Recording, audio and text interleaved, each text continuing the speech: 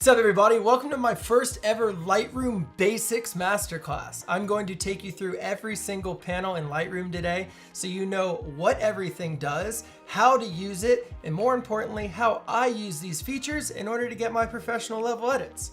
So without further ado, let's jump into Lightroom.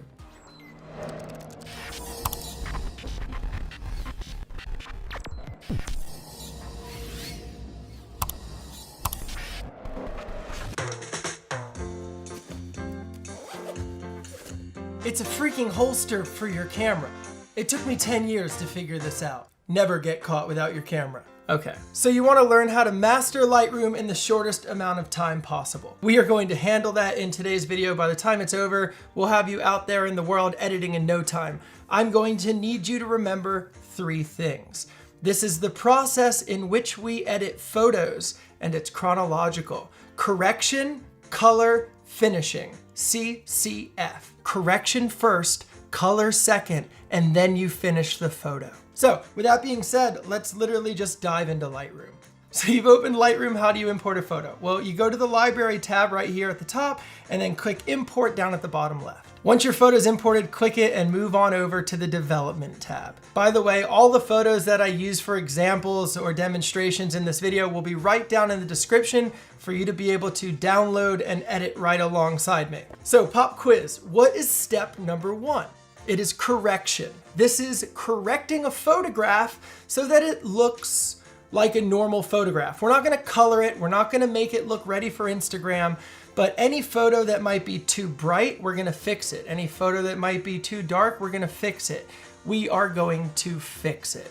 Step 1, correction, fixing it. So we have our presets on the left if you have any, our main photo right here in the center, and then all of our panels we're gonna be working with on the right.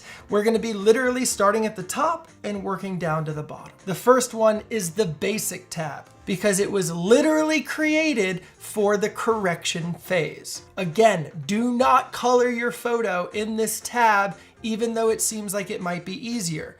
This tab is for correction. So the first thing we do is white balance our image. You can do that either by dragging this little marker onto a white part and clicking, or preferably I just do it by eye because sometimes it's not right. So there we go, white balanced. Moving on, we have this little block here called tone. It's made up of exposure, which is the brightness of the image, contrast, which is the overall contrast of the image, highlights, which corrects the bright parts of your image, shadows, which corrects the dark parts of your image. The white slider sets the white point for your actual highlights. So you can see it kind of goes hand in hand. Same with blacks and shadows. So even though there's no obvious problems with our image, let's still go through and correct it. I'm gonna bring up the exposure just a little. The contrast slider adds contrast to your image, but again, remember, you're not stylizing, you're just correcting. So only use this on flat footage.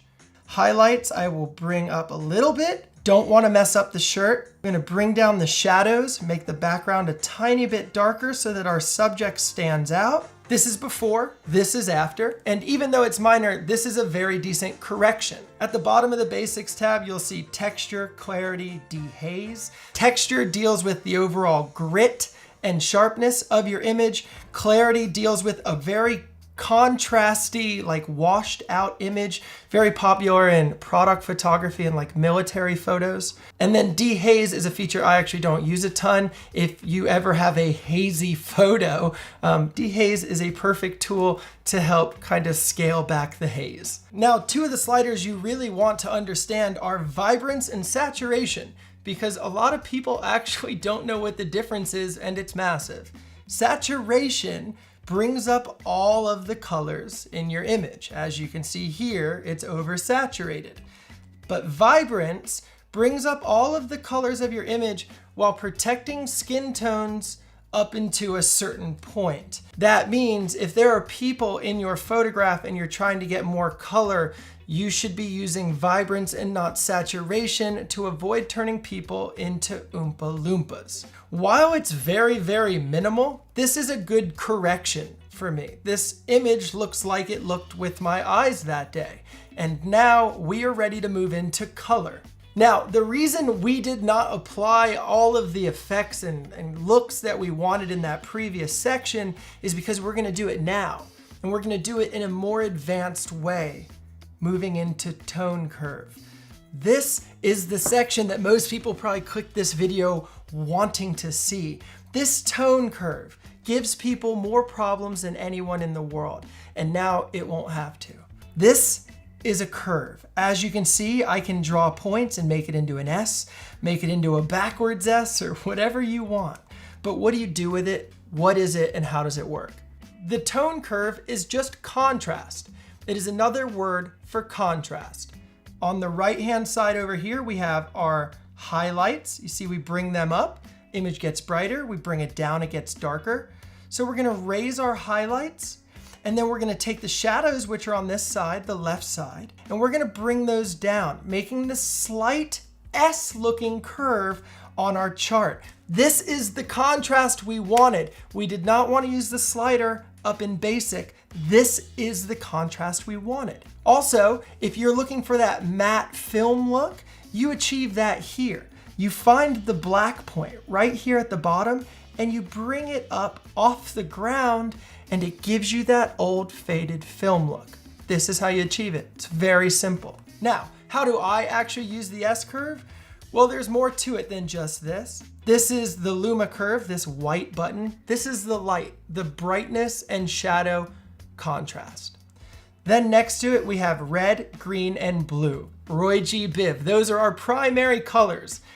And it can be super overwhelming because when you bring up the red, as you can see, it floods the red in all of the highlights, or it takes all the red out of the highlights, leaving green. So what do we do here? And how do we get it to work? Well, it's hard and confusing, and that's why everyone's photos look different.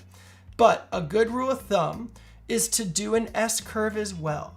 So what I'm gonna do is bring up this side and bring down that side, doing the slight S. And while it doesn't look good at first, I'm gonna continue doing it to the green, the red, and the blue, all roughly the exact same amount.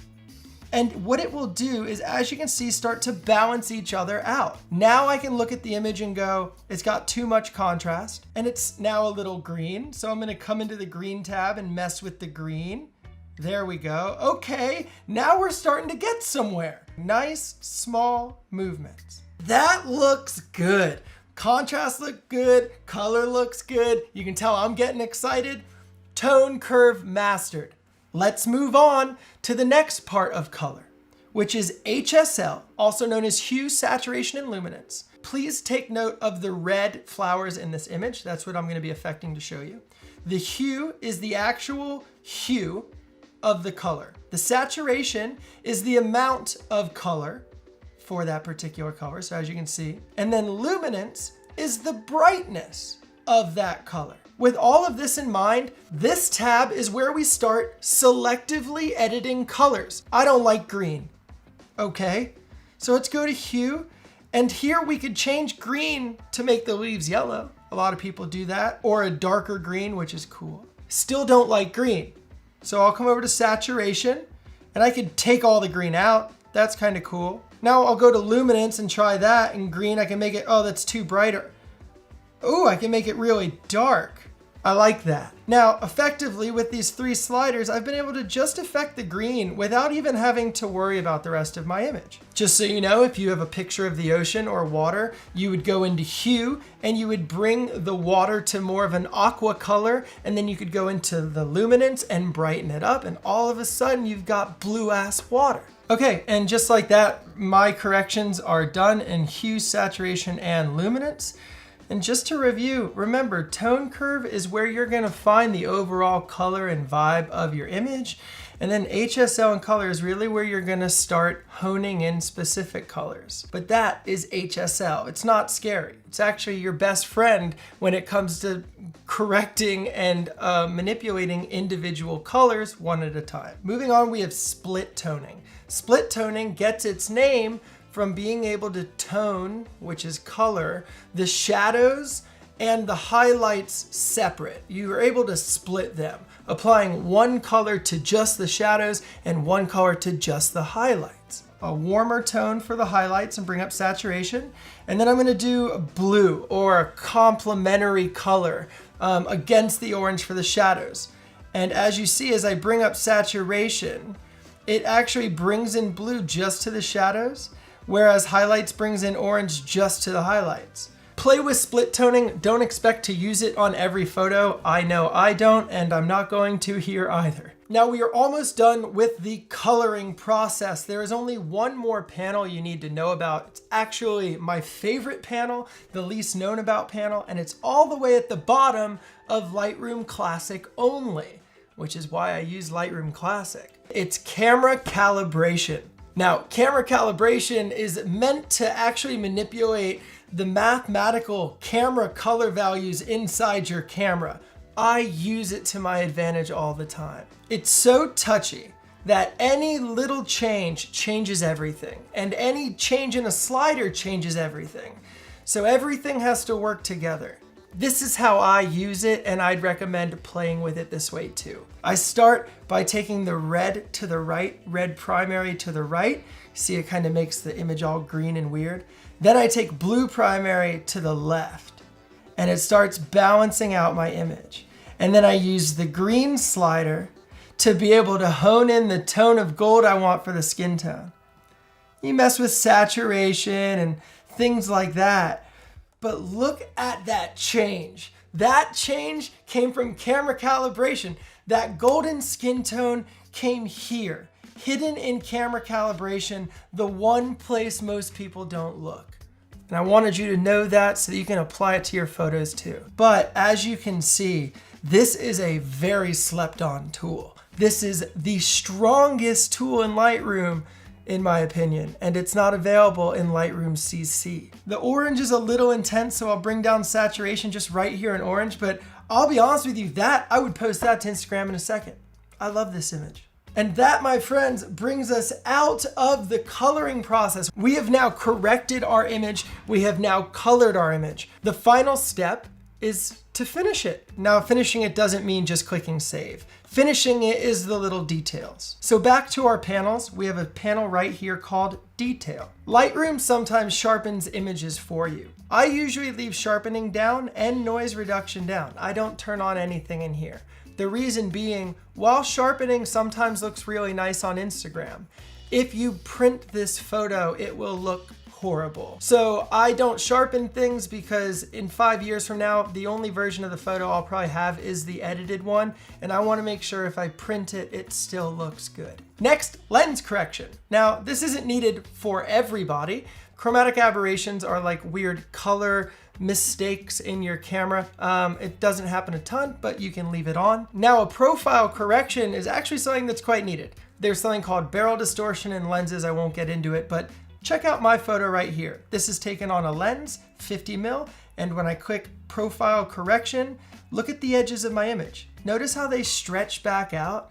They're just correcting themselves. That's what it really looked like. But my lens accidentally compressed it in. Next is this weird transform crop function. Do not crop your images here. We'll get to that in a second. And then praise Jesus, hallelujah. The last panel is effects. And the top effect is vignetting. That's how you get either that white circle or a dark circle around your image.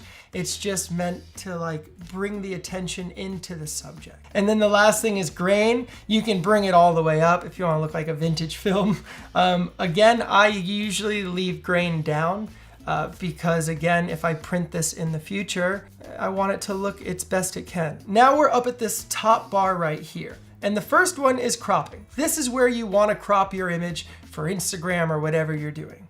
Instagram is a 4:5 crop, so you select that. And as you see, if you click O, it goes through a whole bunch of different ratios and cool guides you can use for your image. I'm going to select this one here, line everything up, click done. Moving on. Now I'll zoom in on a face and use the heal tool and just kind of click pimples. And like, I'm not gonna try to make someone look different, but I will take away blemishes and any imperfections in the skin. The other option you have while using the brush tool is a clone tool, which actually replicates the background. So like, I don't like these sticks right here, so I'll select those and then I'll just clone flowers from over there, and all of a sudden the sticks are gone and I have more beautiful flowers. all hail the clone tool. Moving on, we have a red eye tool. This is just for if you use flash and have a red eye problem, you just click the eyes, obviously. Next up, we have this granulated filter tool. This is the same thing. These are all gonna be applying light and like more effects of what you did before, but selectively. So you can bring them like from the top and bottom and change the colors, change the intensity, change what they do. They're just completely draggable, super easy. Drag them where you need, change the effects over here, you're good to go. The tool next to it's the exact same thing, it's just a circle. A lot of times I will use this tool and invert it right here in order to bring more light to a subject's face if it's kind of dark. That way the eye goes straight to what you want them to look at.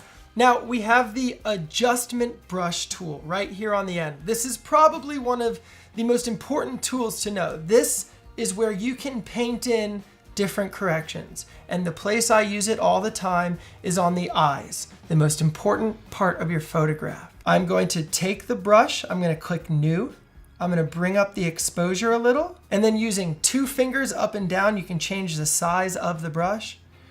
Just gonna paint in the eye, on both eyes right there. And then I can brighten the eye. I can change the color of the eye. I can add sharpness to the eye. This is somewhere I will use sharpness, even saturation. Now the key here is to remember to make sure it looks natural. You don't want vampire eyes. It happens to people all the time. They go like this thinking it looks cool. And then when you zoom out, all of a sudden there's a Twilight 4 poster. Watch the eyes without the brush and with the brush. It is subtle, but getting an extra little bit of light in the eyes makes all the difference, trust me. Eyes are the window to the photograph. Well, technically they're the window to the soul.